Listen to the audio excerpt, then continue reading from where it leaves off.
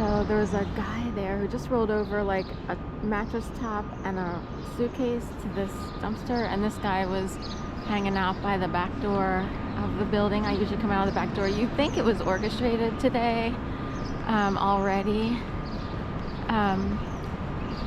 And this guy, at first I thought I was like, oh well, you know, homeless kind of wander around and everything. But I don't think he's the normal fare, so it was probably a setup. But anyway, the reason I started to wonder if it was set up, other than this guy being right near the dumpster where I come out the back side door, and I don't come out at the exact same time every morning. I'm sort of, sometimes I run a little bit behind, sometimes I'm ahead of schedule. And I would like to catch the sunrise.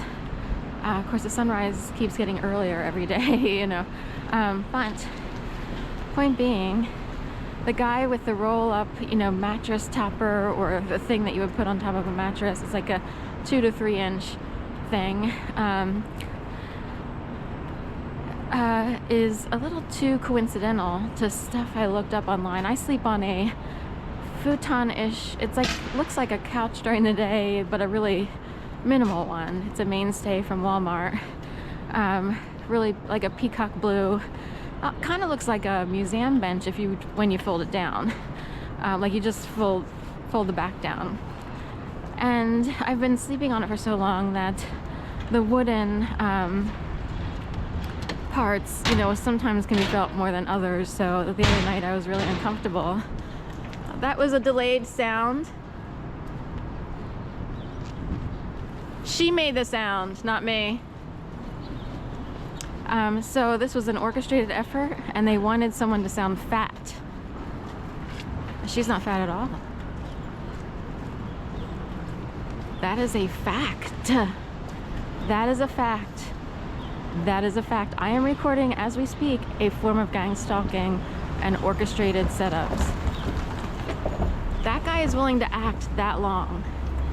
He is willing, they put on a whole show already this morning. He's willing to act that long and hard, that guy in the plaid pants. So the person who put the little mattress in the, and I can guarantee that guy's not homeless. He's not homeless. So anyway, the guy who put the mattress next to the dumpster either knows that I looked up a mattress topper, because every once in a while I'll look one up, like, is there a cheap one again, and maybe I'll just get like a pad or something. It's just kind of a pain every day that I wake up and go to bed. There's a whole, I don't just, you know, get into bed. Like when you have a bed, you kind of pull up the covers every day and you half make it or whatever. It's a whole process every day for me to get up and go to bed. It's like a military regime. So, and I've never been in the military, I'm not even close. So anyway, that guy with that sort of kind of had this, you know, big mattressy thing that he had rolled up, indicates that someone knows that I looked it up, so they can either hear illegally, which is a felony, or they were fed information which could become a felony when people use it in an orchestrated setup. Do you see what I mean? So, some new characters on the street today. And the first two people out of the box are actually playing off a setup. They are actually acting.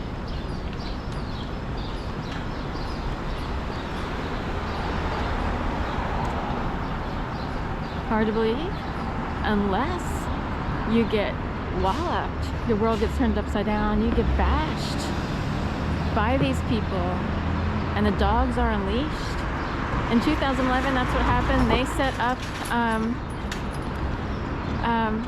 this guy thought I would cross the street, but I still pay attention to the traffic lights, and it's better to do that because they think that they control your movements.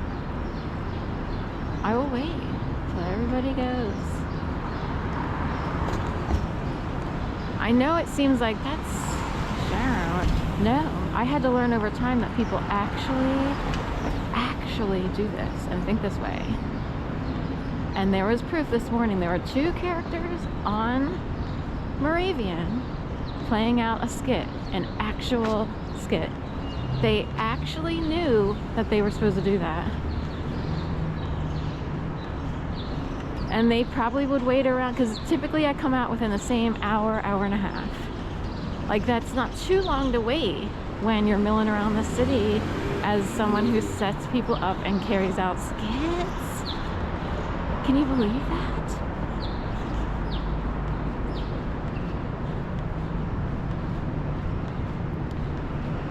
So out of the box already. The dogs were unleashed. Now this is incredibly quiet compared to what kicked off in 2011. In 2011, there would be about 3,000 of those people a day, every day. And they all knew a piece of information about my private life. In this case, it was about the mattress thing that I looked up the other night. And also that every once in a while I think about the mattress thing. I'm like, should I? And on top of that, I actually have rolled up in my closet, a little tiny closet that I have. I actually have something that's sort of like a mattress top, but it's not perfect. It's kind of stiff. It was something I found on the street. It was packaged. It was an IKEA thing, all rolled up in a like a tight vacuum packed plastic piece of, not saran wrap, but you know, plastic. It looked like a tampon on the street, like, but a big gigantic one when I first got here, and I thought about using it. Like, that's a good thing to put on, and also that could have been staged as well, folks. And the reason I didn't use that is because there's a slight odor with it that was too much. It's also really stiff and it feels plasticky. It's hard to explain. So if there was something softer that's more pillowy, that would be great. Anyway, but it has a better use. I had to roll it up and put it in my closet because every time I entered my apartment when it was dark, say like I forgot to turn on my lights and I came in after it was dark, the image of someone actually standing in or crouching in my closet, you know, in wait to attack, actually kept coming through every time I opened the door. I'm not thinking that, it's actually sent. They can send stuff to scare people these days. It's a transmission.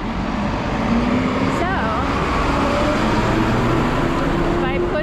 by rolling that thing up and putting it in the closet, my brain, you know, I know that it's impossible. I usually negate those thoughts anyway, like there isn't one, I'll go check the closet. But it got rid of whoever kept sending the image of someone standing in my closet, ready to attack. And enough people have been in my life who scare people on purpose. So, anyway, that's that. Got rid of that